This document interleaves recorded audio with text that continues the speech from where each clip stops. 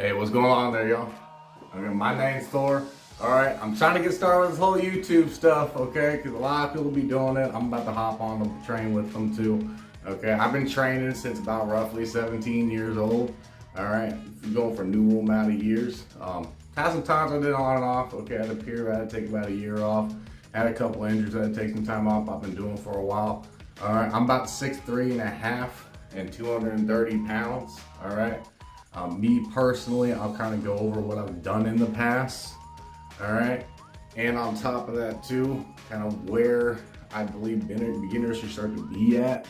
That's just my 2 cents. But I'll kind of go over a couple different things. One thing I believe in is if you're a beginner, don't overdo it, okay? Please don't overdo it, all right? You start going 6-7 days of the week. I did this when I first was a beginner. It wasn't great. Okay, work your way up slowly, all right? You tend to do too much, and because you're doing too much, doing 6-7 days out the week, okay, it's way too much overstimulation. You're just gonna end up hitting a plateau quick. Me personally, when I first started, trust me, it was 7 days out the week, okay? Because I mean, I've been an athlete for a long time too. Yeah, I did a little weight training when I played football. Okay, did a couple other little things too, played hockey, but didn't really dive too much into, you know, I was thinking, okay, how to get the biggest and strongest, let's eat, okay, and work out, more volume, more sets. Shoot, I ran about 2 miles to the gym every day, worked out for about an hour and a half, ran 2 miles back, ate, still had a six pack, still had everything else, but the progress ended up being a lot slower in the long run. What I recommend doing is keep it stupid simple, okay? Keep it stupid simple right away, all right? 2 to 3 days out the week, okay? If you're first diving into it, push, pull, legs, okay? That's my 2 cents. So push, pull, legs. It's a great first start, okay? There's 5 key movements you need, okay? Focus on the key movements as a beginner, which is gonna be your deadlifts, your squats, your flat bench,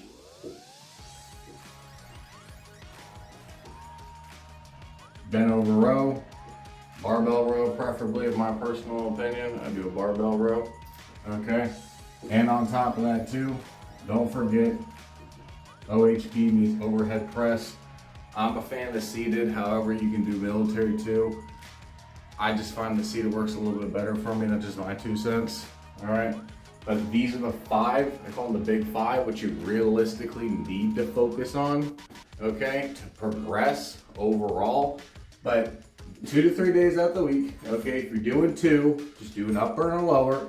But one thing I tell people too is this, it's a slow progression. Cardiovascular health is extremely important. I got dilated cardiomyopathy. Okay, there's a period in time, I'll kind of go over this hopefully in other videos, but I was about 30% ejection fraction. I was getting under that. Doctor was talking about maybe getting a pacemaker. Okay, I'm still on beta blockers. I'm still on my ARBs. I got off the blood thinners because that was bullshit to begin with, okay? But me personally, do your cardio, okay? It's a longevity, it's a marathon, it's not a sprint, all right? Now, another thing I regret not doing, I tend to do a little more now, obviously is your stretching, okay? But coordinating, and I hate to say this, I'll say it anyways, okay? Yoga. Please don't do it, okay? Because when you finally start working your way up, if you're not that flexible, you didn't give that much of a stretch in your tendons, and you know, you start lifting heavy, you end up tearing something, okay? I've torn my bicep femoris tendon multiple times and then had a complete tear of it, completely messed me up for a long period of time. Couldn't deadlift for a while, it's my favorite lift. I love the deadlift, I'm a big deadlifter. This definitely slowed it down, so just make sure you're doing it. Plus it hits the stability muscles with yoga, okay? Stability is highly important, all right? cardiovascular function, and then you have your weight training, okay? So realistically, how often should you do it? In my personal opinion, if you're a beginner, like I said, beginner, cardio twice a week, yoga stretching once to twice a week, and then do your 2 to 3 days, either upper or lower. If you're doing the 2, do the upper and lower split. And if you're doing your 3, stick with the push-pull legs, okay? That's my 2 cents, okay? Was getting your macros in is highly important, but what I do personally is, okay, I monitor my weight for several whole days, okay, divided that by 7. If I didn't gain a pound, that's my maintenance. 200, 300 calories over your maintenance. But the thing is, this is a big myth about protein out there. Me personally, calories, protein's the only macronutrient I'm really gonna keep it a date with, okay?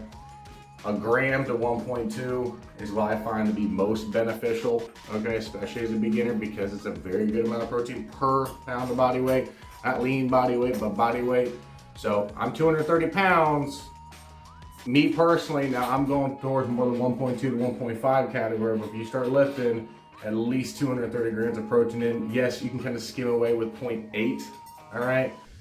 I think that determines more on your fat levels and where you're kind of sitting at. If you're over, if you're over 20% body fat, you can do it with 0.8. But if you're under, please try to go for 1 gram per pound of body weight. That's what I have to say with it. Another thing to avoid is this: don't give into all the social media crap. Okay, we don't all look like we're killers out there. Okay, I'll shred it up to the gore. All right, it's the supplementation. Keep it stupid simple, okay? Keep it stupid simple. Do your creatine, okay? Taurine is amazing. I love taurine. L-carnitine if you want to dive into it, but the main stuff realistically is your creatine monohydrate. Get your protein in. I do a protein complex, and I gotta do it by myself. What I do is I actually do the dry milk with the whey protein, okay? So I have a little bit different protein storage. So as my whey's initiating right away, and there's some casein protein in there, and there's soy, so it's extended over a longer period of time, by 8 hours. And another thing too is, if you're a beginner, intermittent fasting is great, but please don't go to 6 o'clock at night, okay, 8 o'clock at night without eating. Like I said, my 2 cents. If you're a new booty and you're getting used to doing this kind of stuff, okay, sure, wait till 2 o'clock to eat. But like I said, get your protein in. But if you're having over 70 grams of protein for a meal, unless you're a big ass dude and you're able to digest all that stuff and you're taking drugs with it, I really don't think you're gonna take that much protein. Your body really can consume that much. It's just the way it is. It can convert over to glucose eventually. Year and a half into weightlifting, come to find out, I'm way overtraining. It took me a little bit longer to find it out. Hopefully this will help you guys out in the long run, all right? Sorry for a little bit of cursing. Like I said, I'm trying to get used to this type of stuff here, so bear with me. And I'm gonna rock and roll. I'm about to get right off to work and hopefully go bang out the weights tonight. Another thing too, I like to work out in the morning time, okay? I advise you to work out in the morning time, especially if you have a labor job. If you have a labor job and you're working on that night, you've already wasted a lot of your energy in the day. Do it in the morning time, get all your heavy stuff out the way, do it then, okay? And if you're a beginner, do a power building type program, okay? Stick to the 5 to 10 rep range. My 2 cents, build up strength while building up size. You're not going too low on reps, or you're banging out 1s, 3s, okay? And then you end up hurting yourself. A 5 to 10 is very reasonable.